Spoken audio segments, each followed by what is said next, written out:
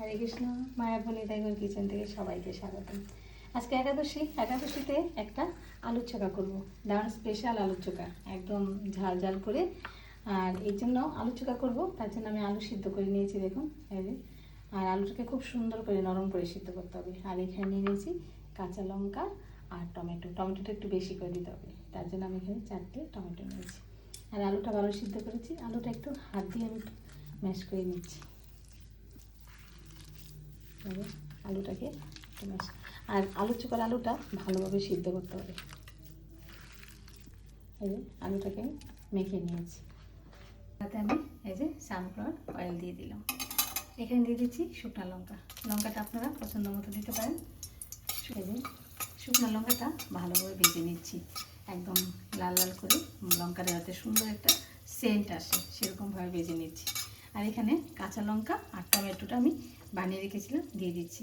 লঙ্কাটা আপনারা এখানে স্বাদ মতো টমেটো লবণ দিয়ে দিচ্ছি, যেহেতু টমেটো লবণটা ধরে যাবে, তার জন্য আমি অনেকটা পরিমাণে লবণ দিয়েছি।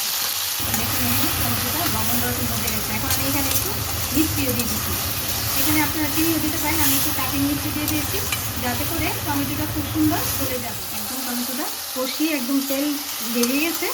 এই মুহূর্তে আমি এখানে আলুটা দিয়ে দেবো, সিদ্ধ আলুটা দিয়ে দিচ্ছি।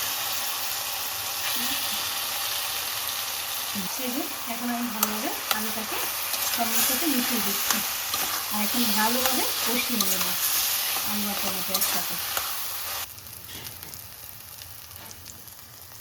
দেখুন এই যে কড়াইতে লেগে লেগে যাচ্ছে, তার মানে হয়ে গেছে, সুন্দর ভাজা ভাজা হয়ে গেছে আলু চোখাটা।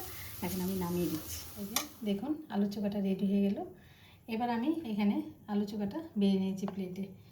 এখন এখানে কাঁচা লঙ্কা দিয়ে দিয়েছি, আর এখানে বাদাম ভেজে রেখেছি, বাদাম দিয়ে দিচ্ছি।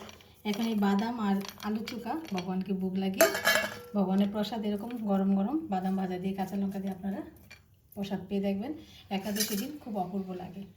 তাহলে আজকে ভিডিও এখানে শেষ। সবাই ভালো থাকবেন, সুস্থ থাকবেন, আবার দেখা হচ্ছে পরের ভিডিওতে। হরে কৃষ্ণ।